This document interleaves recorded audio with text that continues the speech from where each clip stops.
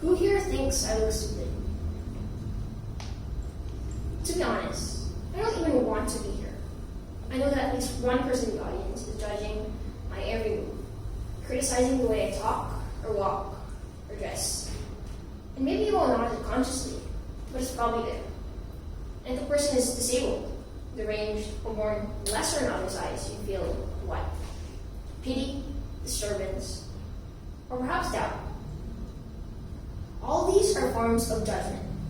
The moment you see someone with a disadvantage, you subconsciously see them negatively, either feeling bad for them or just staying away from them. And these seemingly small acts can lead to bigger issues like inequality. But to solve inequality, we need everyone's help. To simply stop judging others just needs the right mindset. Popular culture tells us that it's good to be different.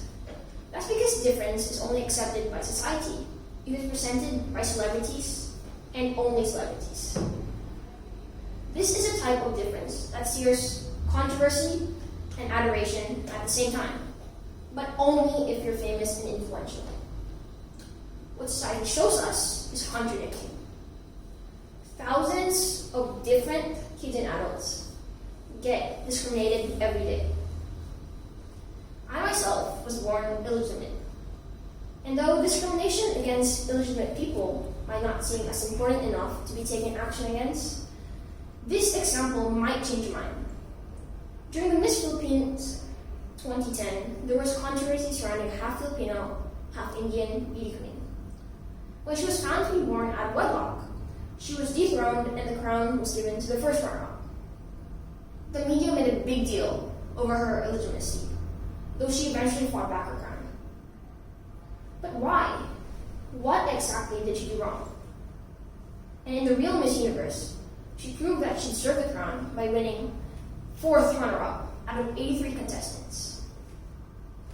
Another type of discrimination is if you're gay or transgender. In parts of Africa and the Middle East, it's illegal and even punishable by death.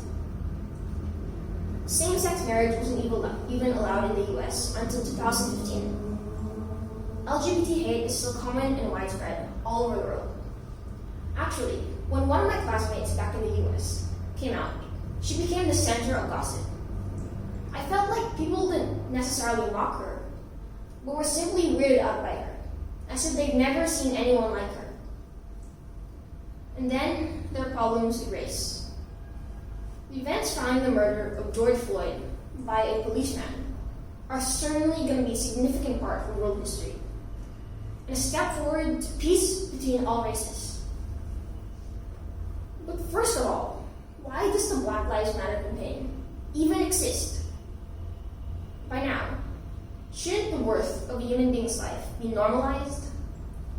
And after all those months of protests, what's the result? Has it made racism decrease since then? Or has it just steered white supremacists into more hatred?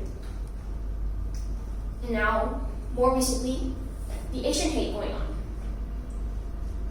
The fact that COVID-19 started in China has caused harassment, shootings, murder, and assault, with Asians as the victims in parts of the US. Asian Americans and Asian immigrants who've been living in the US for a long time, or perhaps all their lives, have been told to go back to China where they belong. Chinese Americans only take up less than a quarter of all Asian Americans, and even they belong in US, not China. As an American, I can't help but to be ashamed. Now, how do we stop discriminating against others? Ask Google. Thousands of results. A great starting point to educate yourself. We live in a century in which awareness is the key to open-mindedness. And of course, we need to accept them. Easier said than done, I get it. But change starts within. To those who are battling discrimination, I'm sorry, but you'll have to stop playing the victim card.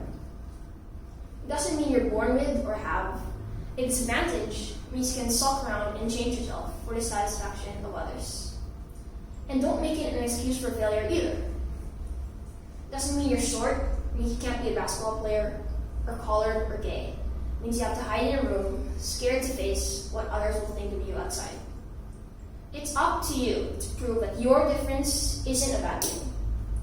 And finally, I quote my favorite Korean rap star, Kim Namjoon, better known as RM of BTS.